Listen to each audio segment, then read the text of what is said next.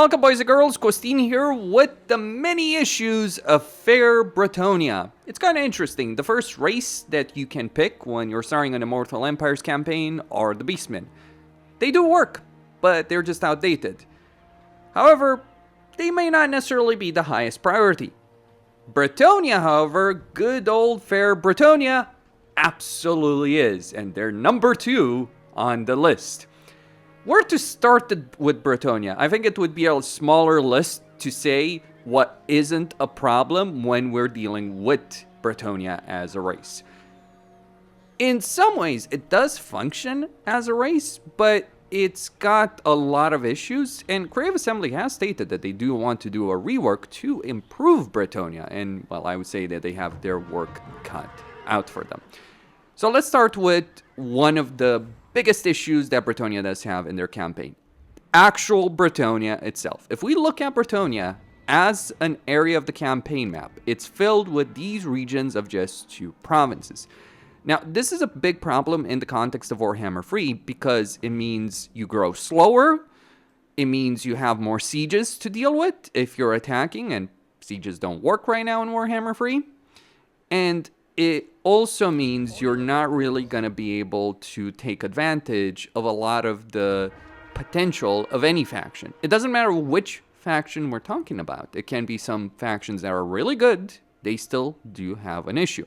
The only faction in the entire game that benefits from Bretonia territory is actually Karl Franz. But the reason Karl Franz benefits from Bretonia is because he cheats. The way he cheats is he ignores population surplus requirements because he gives provinces that, and also empire lords and heroes can give him instant construction. So the limitations that exist in Bretonia as a territory don't exist for Karl. It's one of the best strategies to actually have in a campaign to conquer Bretonia. But Bretonia as a faction itself struggle from it. To some degree, the developers seem to have realized this when they were building Bretonia for Warhammer 3, so Bretonia has one of the highest growths of any faction in the game. But even having that is not good enough, because, okay, a tier 1 settlement might have double growth, but having, another region might be more useful in some ways. Because you also got to factor in construction times, how long it takes to build stuff, etc. So Bretonia does limit them. Generally speaking, beyond that, one of the big problems when we talk about any race that needs improvements in Warhammer 3 is going to come down to the following: economy, research tree, building tiers, all those kind of things. Those are the general problems of any faction in the game and the simplest way to improve a lot of factions. So here are the issues from a building perspective of Bretonia.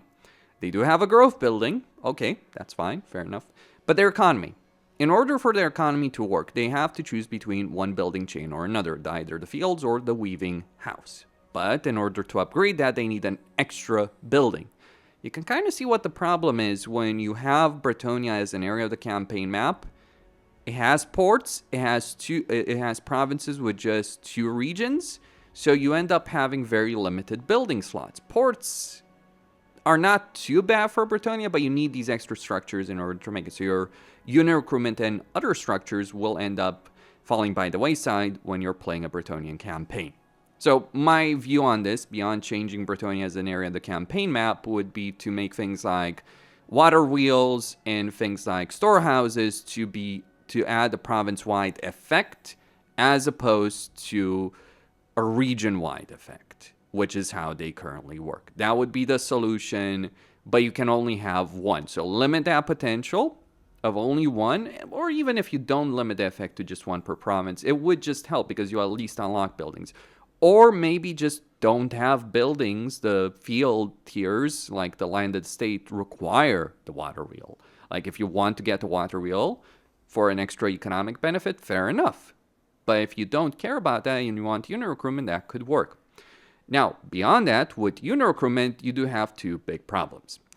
Bretonia has a roster that, in terms of artillery and cavalry, can be really strong, especially because of flying cavalry. But by the time you actually get that flying cavalry, your campaign is reaching a point where it's kind of over. That is tied to the issues of pacing, inverted difficulty, and endgame problems that Warhammer 3 has.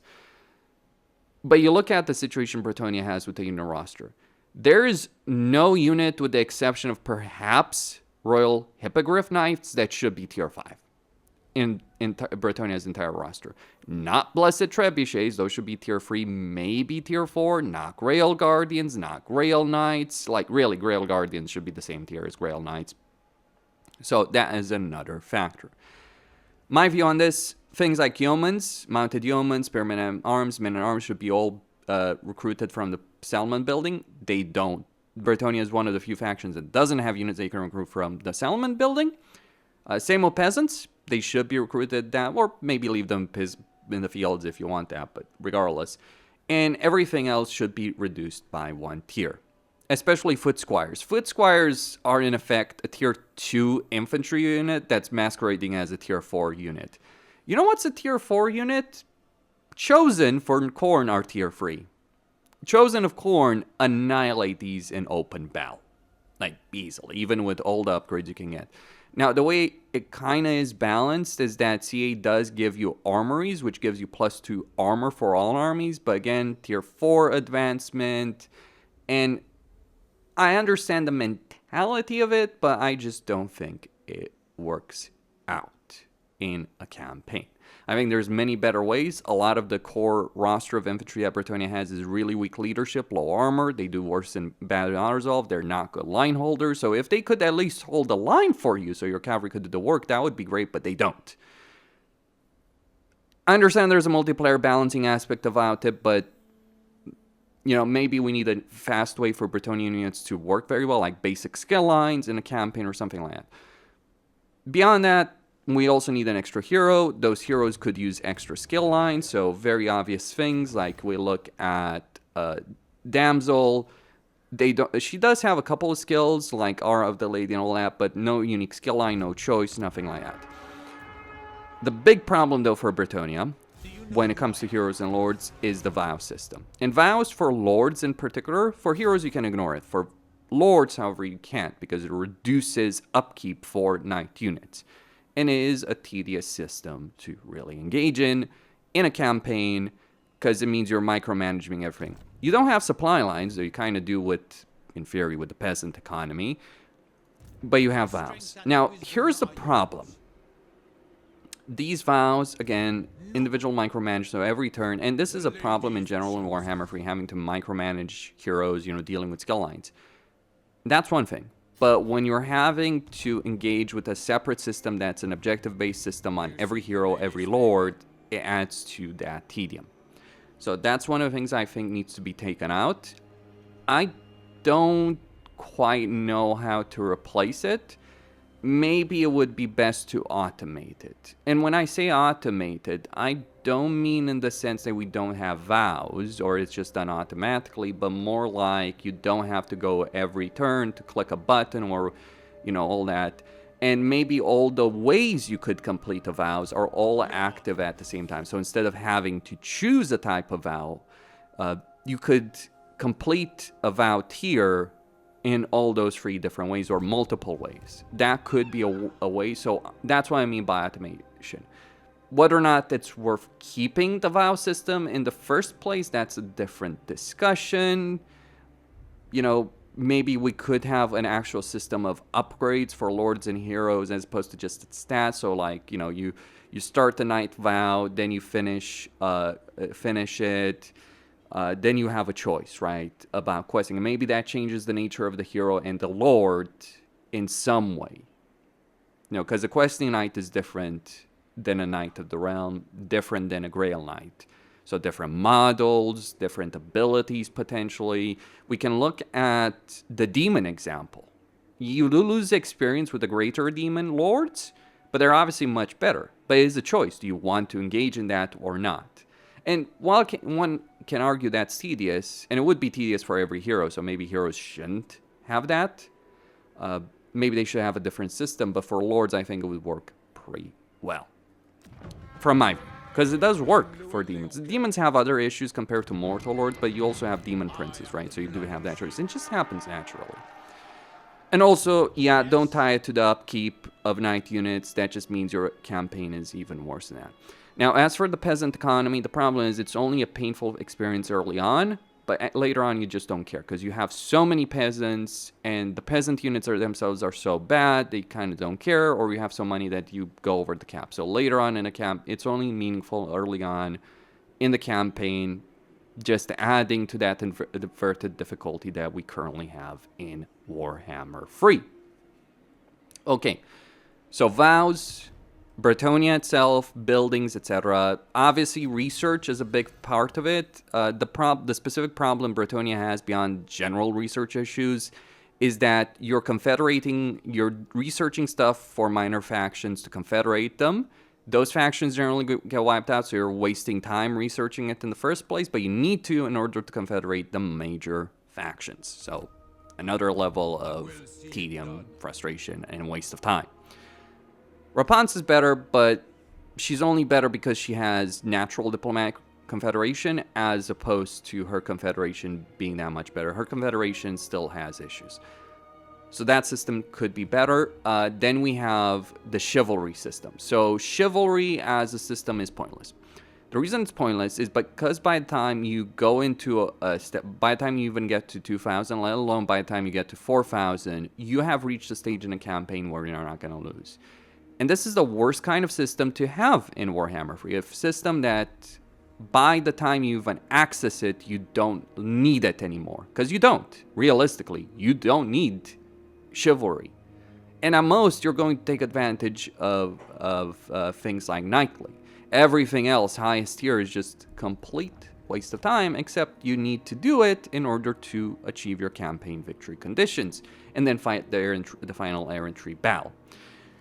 Here's my perspective. Chivalry can be a meter that can work, but what it should be used for is to allow you to call an errantry war. So if we want an example CA can use, because we already have in the game, it would be the Greenskin Wa. Now, the Greenskin Wa is not perfect. It doesn't reward you as much, it feels tedious, it lasts too long.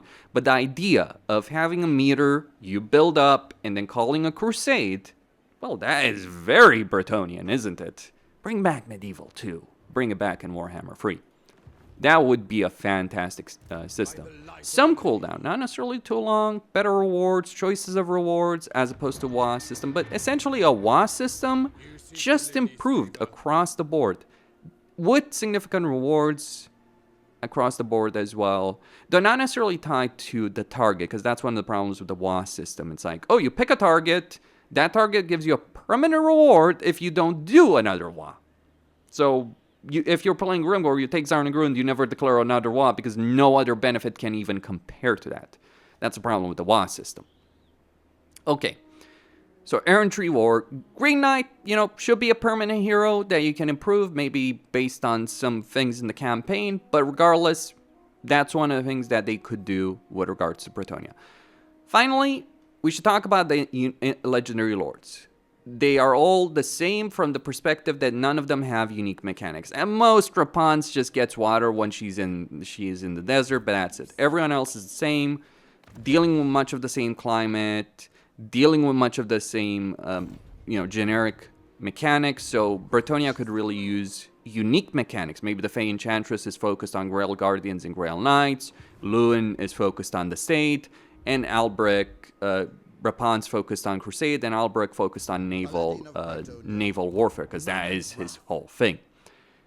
So, just some ideas, but what I'm saying, they should all have unique mechanics. On top of that, one of the things CA needs to change about them is how they gain their quest items as heroes. Because, for instance, with Albrecht, you need to go and take Sartosa when you're in Lustria. It's not the furthest distance in the world, but it just means if you're playing Albrecht, get out of Lustria. Well, who would want to stay in Lustria anyway?